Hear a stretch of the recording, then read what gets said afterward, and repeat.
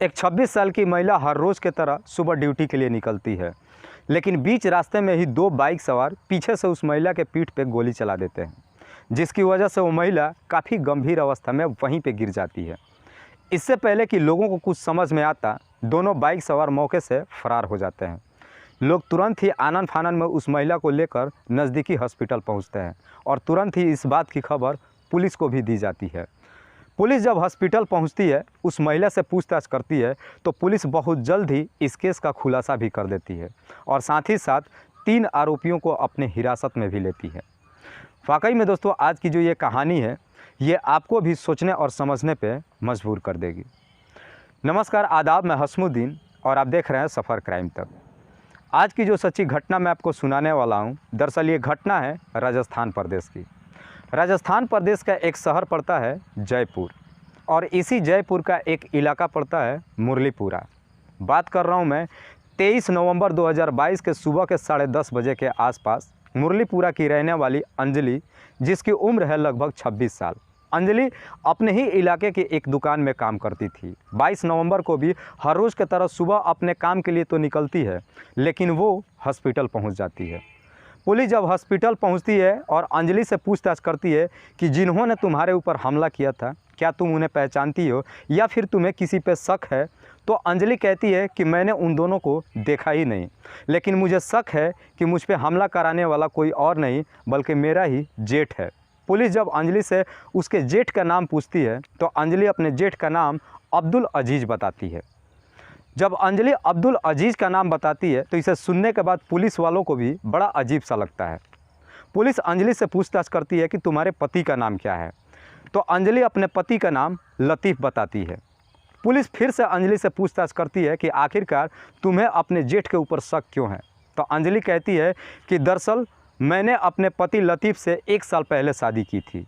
हम दोनों एक दूसरे से बेइंतहा प्यार करते थे, हम दोनों शादी भी करना चाहते थे, लेकिन जब हमने शादी का प्रपोजल अपने अपने घर परिवार वालों को दिया, तो ना तो मेरे घर परिवार वाले तैयार हुए और ना ही मेरे पति लतीफ़ के घर वाले तैयार हुए। लेकिन हम दोनों ने तय कर लिया था कि हम दोनों एक साथ ही ज़िंदगी बिताएंगे। लेकिन मेरा पति लतीफ़ ऑलरेडी पहले से ही शादीशुदा था। लतीफ़ ने पहले ही एक मुस्लिम लड़की से शादी कर लिया था, लेकिन इन दोनों के बीच में कभी भी एक दूसरे से बना ही नहीं। दोनों ने एक दूसरे से अलग होने का इरादा कर लिया और फिर दोनों एक दूसरे से अलग हो गए। उसके बाद से मेरा और लतीफ़ का लव अफेयर शुरू हो गया। जब हम दोनों के घर परिवार वाले इस शादी के लिए तैयार नहीं हुए, तो फिर हम दोनों ने जा कर के कोर्ट मैरिज कर लिया। लेकिन जब हम दोनों ने शादी कर लिया, तो शादी के बाद ना तो मैं अपने घर गई और ना ही लतीफ़ मुझे अपने घर लेकर के गया। हम दोनों ने अपना अपना घर छोड़ करके और मुरलीपुरा में एक किराए का कमरा ले करके और अपना ज़िंदगी व्यतीत करने लगे। लेकिन जब हम दोनों ने शादी कर लिया, इस शादी से मेरे जेठ को काफ़ी नाराज़गी हो गई। वो अक्सर मुझे धमकाते थे, अक्सर मेरे पति को भी डराते थे और कहते थे कि वो अपनी पत्नी को छोड़ दे। लेकिन मेरा पति लतीफ़ मुझसे बेइंतहा प्यार करता था। उसने अपने भाई अब्दुल अजीज़ की बात नहीं मानी और इस बात से लेकर के मेरा जेठ काफ़ी नाराज़ रहता है। इसीलिए मुझे शक है कि शायद मेरे पे हमला कराने वाला कोई और नहीं बल्कि मेरा ही जेठ अब्दुल अजीज़ है।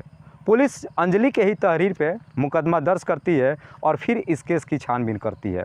पुलिस सबसे पहले अब्दुल अजीज़ को बुलाती है और उससे पूछताछ करती है। तो अब्दुल अजीज़ कहता है कि साहब, जिस वक्त अंजलि के ऊपर हमला हुआ था, मैं उस वक्त घर पे था। आपको अंजलि शायद कुछ गलत बता दी है, उसको बेवजह मेरे पे शक है, जबकि मैं उन दोनों को कभी कोई नुकसान ही नहीं पहुंचाना चाहता हूं। जब उन दोनों ने शादी कर ही लिया, दोनों अपनी ज़िंदगी व्यतीत कर ही रहे, तो आखिरकार अब हमें उनसे क्या तकलीफ़ हो सकती है। पुलिस को भी समझ में नहीं आ रहा था कि आखिरकार अंजलि के ऊपर हमला करने वाले दोनों व्यक्ति कौन थे। पुलिस तुरंत ही उस घटनास्थल पर जाती है और वहाँ के आस पड़ोस के लोगों से पूछताछ करती है। तो आस पड़ोस के लोग कहते हैं कि साहब, हमने देखा तो था कि 2 लड़के बाइक पे थे, लेकिन दोनों ने हेलमेट पहन रखा था, इस वजह से उन दोनों की हम पहचान नहीं कर सकते हैं। पुलिस जब वहाँ के सीसीटीवी खंगालना शुरू करती है, तो आखिरकार उस सीसीटीवी में भी वो दोनों लड़के बाइक पर सवार दिखाई देते हैं, लेकिन हेलमेट पहनने की वजह से पुलिस भी उन दोनों की पहचान नहीं कर पाती है। लेकिन पुलिस को कहीं ना कहीं अब्दुल अजीज़ पे शक रहता है, इसीलिए पुलिस इस केस की छानबीन करते हुए इंटरनली ही अब्दुल अजीज़ के बारे में तलाशी करना शुरू करती है, छानबीन करना शुरू करती है और अब्दुल अजीज़ के मोबाइल का सीडीआर निकालती है कि शायद उससे कुछ पता चले। पुलिस जब अब्दुल अजीज़ के मोबाइल का सीडीआर निकालती है तो उसमें एक ऐसा नंबर मिलता है जिस पे पुलिस वालों को शक चला जाता है। जो नंबर किसी मोहम्मद राजा के नाम पर रजिस्टर्ड था। जब मोहम्मद राजा का नाम पुलिस वालों के सामने आता है तो पुलिस वालों को अब्दुल अजीज़ पे अब और गहरा शक हो जाता है, क्योंकि मोहम्मद राजा अपने इलाके का बदमाश था। पुलिस को समझ में नहीं आता कि आखिरकार अब्दुल अजीज़ मोहम्मद राजा से क्यों बात किया है। पुलिस अब्दुल अजीज़ से पूछताछ करने के बजाय सीधे जा कर के और मोहम्मद राजा को अपने हिरासत में लेती है और उसे सख्ती से पूछताछ करती है। पुलिस जब मोहम्मद राजा से सख्ती से पूछताछ करती है तो आखिरकार मोहम्मद राजा सच्चाई कबूल कर लेता है। मोहम्मद राजा कहता है कि दरअसल मोहम्मद अजीज़ ने ही ये सुपारी दिया था मुझे अंजलि को रास्ते से हटाने के लिए, और इस काम को मैंने करने के लिए 2 लोगों को हायर किया था, जिसमें से एक का नाम मोहम्मद कलीम है और दूसरा उसी का दोस्त है।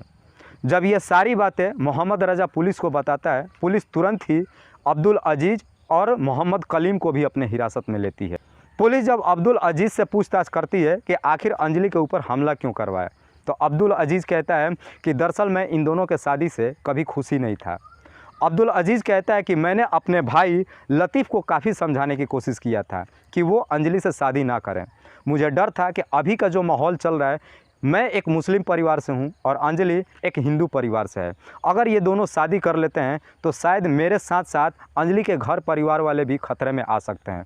मैंने लाख समझाया अपने भाई लतीफ़ को, लेकिन लतीफ़ अंजलि के प्यार में इस कदर से अंधा हो चुका था कि वो मेरी एक भी बातें नहीं सुना, और फिर हम दोनों के घर का खिलाफत करके इन दोनों ने जा कर के कोर्ट मैरिज कर लिया। लेकिन इसके बावजूद भी मुझे डर था कि शायद आज नहीं तो कल हमारे घर परिवार पे शायद कुछ दिक्कत आ सकती है। इसीलिए मैं इस अपने भाई को काफ़ी समझाया कि वो अंजलि को छोड़ दे, लेकिन जब छोड़ने पे भी तैयार नहीं हुआ तब मैंने एक षड्यंत्र बनाया कि क्यों ना अंजलि को इस रास्ते से हटा दे। अंजलि अगर इस रास्ते से हट जाएगी तो शायद हमारे घर परिवार के ऊपर कोई खतरा ही नहीं आएगा। जब इस तरह की पूरी कहानी अब्दुल अजीज़ पुलिस वालों को बताता है तो पुलिस वाले भी अब्दुल अजीज़ के तरफ देखते हुए कहते हैं कि ज़रा सोच के देख, तू अपने घर परिवार को बचाने के लिए अपनी ही ज़िंदगी तू किस तरीके से बर्बाद कर लिया। फ़िलहाल पुलिस ने अब्दुल अजीज़, मोहम्मद राजा और कलीम को अपने हिरासत में ले लिया है। पुलिस का कहना है कि हम अभी कलीम के दोस्त की भी तलाशी कर रहे हैं, बहुत जल्द ही हम उसे भी अपनी हिरासत में लेने वाले हैं। लेकिन अंजलि का अभी भी हॉस्पिटल में इलाज चल रहा है। बताया ये जा रहा है कि अंजलि का हालात कुछ खास ठीक नहीं है, लेकिन मैं भी ऊपर वाले से दुआ करता हूं कि अंजलि जल्द ठीक हो जाए और सही सलामत अपने घर को वापस आ जाए। दोस्तों, इस कहानी को सुनाने का उद्देश्य मुझे किसी को परेशान नहीं करना है, किसी को तकलीफ़ नहीं पहुंचाना है। बस आपको बताना है आप जहां भी रहें सुरक्षित रहें और अपनों का ख्याल रखें। तब तक के लिए जय हिंद, जय भारत।